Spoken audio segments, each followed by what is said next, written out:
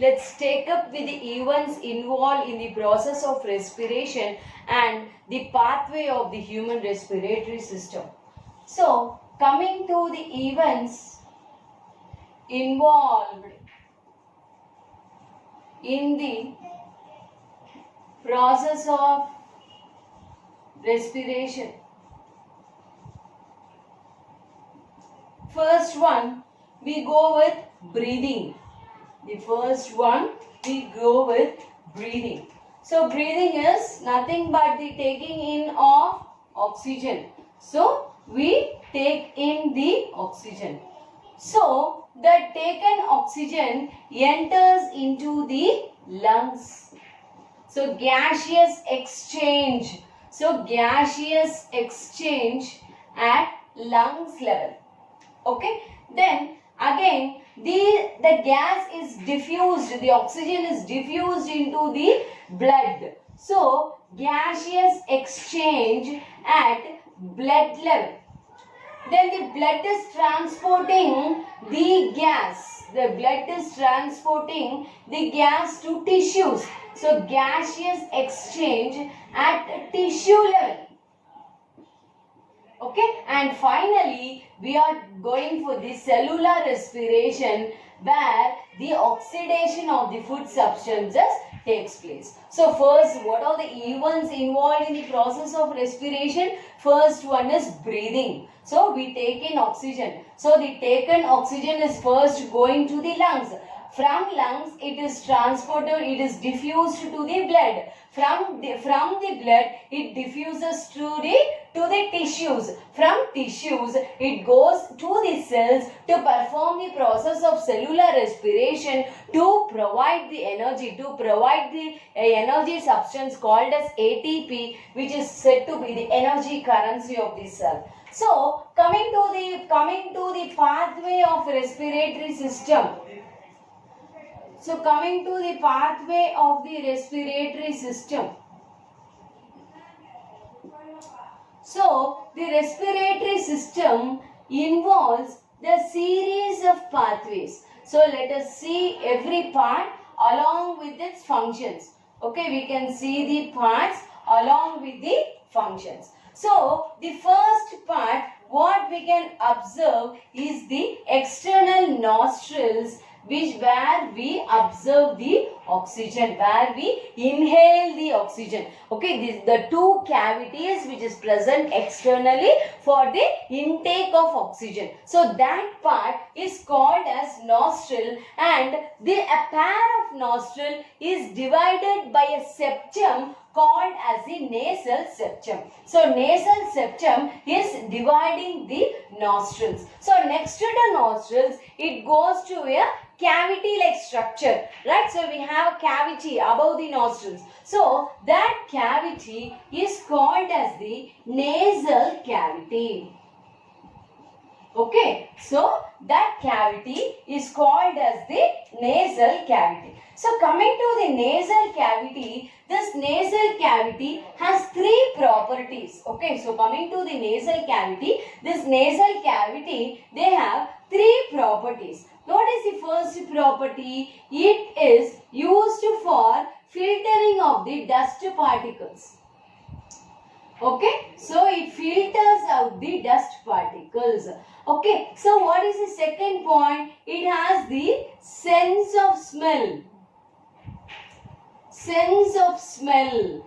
So, the receptors in our body which is responsible for the sense of smelling is called as the olfactory receptors.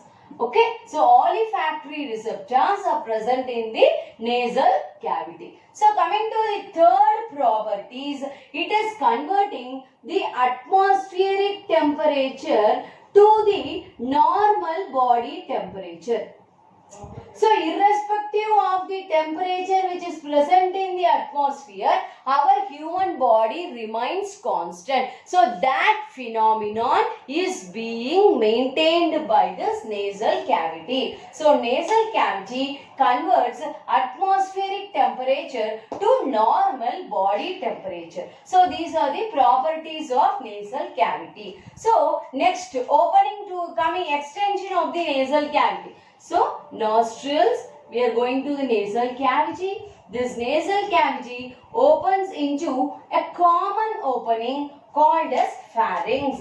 So pharynx, about pharynx we have seen in the digestive system. So pharynx. So pharynx is the common opening between the oral and the nasal cavity. So what happens in the pharynx? So this is the pharynx, which is the common opening. This common opening, it divides itself into two pathways. One is the digestive pathway and other one is the respiratory pathway. As we have seen in the previous chapter, the mouth of the esophagus, we were terming it as gullet, whereas the mouth of the respiratory tract, we are going to term it as glottis. Okay, so the mouth of the digestive tract, we call it as gullet, whereas the mouth of respiratory tract, we are going to call it as glottis. Fine. So coming to these gullet and glottis, before what is that? Next to the pharynx, you should be careful that there should be something regulation between this glottis and gullet so that the food substances are not entering inside your lungs. So you might be familiar with the words of your parents that don't laugh while you're drinking water. Don't talk while you're eating. So why such things? Why such commands are being given by the mother? Because when you laugh while drinking water, obviously it leads to choking. Okay, you will immediately spit out the water with the help of the mouth. So what is happening? See, when generally, what is the general phenomenon? See, around above the glottis, there is a flap-like structure present which is called as the epiglottis. So, epiglottis, it is the flap-like structure which is present just above the glottis. So, what happens when you are taking the food, when you are eating the food, this epiglottis closes and the food is entering inside the digestive tract. Right. Now, after completion of having your food, what happens is epiglottis opens and again the oxygen is entering inside the respiratory tract. So, if you are again drinking water, the epiglottis closes, water is entering inside the digestive system. After you are drinking water, the epiglottis again opens and it is leading the, what is that? Oxygen inside the respiratory tract. So hope you have understand the term epiglottis. So it is the flap-like structure. It is a flap-like structure which prevents entry of food to windpipe. So epiglottis, it is the flap-like structure which is present above the glottis which prevents the entry of food inside the windpipe. So next to the pharynx, we have seen about the epiglottis followed by the glottis, and the next part of the respiratory system is the larynx. So larynx is simply called as the voice box. Okay, so larynx is simply called as the voice box for the production of sound. So how does this sound produced? So let us discuss the mechanism of formation of sound in the during the mechanism of respiration. Right. So after this larynx, we are having some disc-shaped structures, incomplete C-shaped structures called as trachea. Okay, so this is the incomplete C-shaped rings. C-shaped rings called as trachea. which is nothing but the windpipe. Okay, so trachea, the C-shaped rings are made up of cartilages. Cartilages means nothing but the soft bones. Okay, so this cartilages, the name of the cartilage which is present in the trachea is the hyaline cartilage. It is the NTSC question, right? So hyaline cartilage, right? So at one particular point, the trachea, it divides itself into two branches which is entering inside the lungs, right? So this trachea, it divides itself into the two branches called as bronchi. Okay, so this bronchi, ultimately it leads to some branches. Okay, this bronchi leads to some branches called as bronchioles. Okay, so the bronchi is subdivided into some branches called as the bronchioles. Okay, so if you are talking about these bronchi, the right bronchi and the left bronchi is entering inside the lungs respectively. Okay, so coming to the structure of lungs.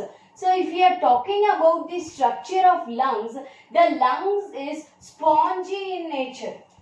Okay, the lungs are spongy in nature, right?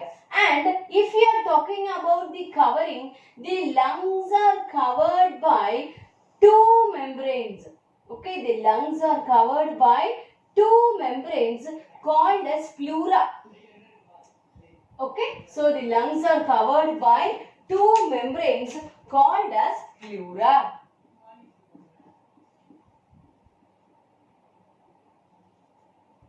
Okay, so the lungs is covered by two membranes called as pleura. So between pleura there is a fluid running. Okay, between the pleura there is a fluid running called as pleural fluid. Okay, there is a fluid running which is called as a pleural fluid which protects the lungs from mechanical shocks and injuries, which is protecting the lungs from the mechanical shocks and injuries. Okay, so coming to the size, the left lung is slightly smaller than the right lung.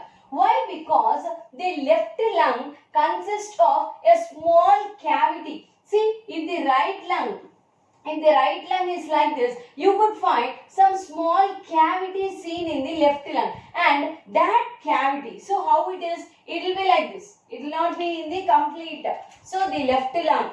See, while you are drawing the diagram, even though you are facing in the opposite direction, the body should be like this. So we have to draw the diagram only like this. So this is the left lung. So coming to the left lung, you could find some small notch. So this cavity, that cavity is called as the notch. Okay, so that is called as, that notch, that cavity is called as the cardiac notch.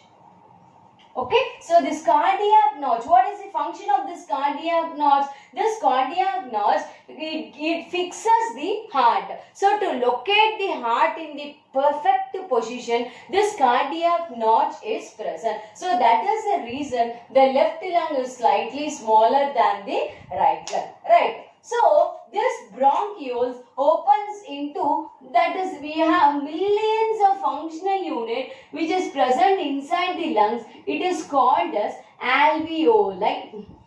Okay, this alveoli or air sac-like substance, if we are dispersing all the alveoli in the ground, it would complete a distance of 160 meters square, which is equal to a tennis court. Okay, if we are removing all the alveoli from our lungs and spreading it, it could cover a distance of 160 meters square, and which is equal to a what is the distance of a tennis court. Right. So coming to the pathway, nostrils. Nostrils opens into nasal cavity. Nasal cavity opens into pharynx. Pharynx opens into epiglottis. Then glottis. Then larynx. Trachea. Bronchi. Bronchioles. Alveoli. And the terminal part is the lungs. In the next class, let us discuss about the mechanism of respiration.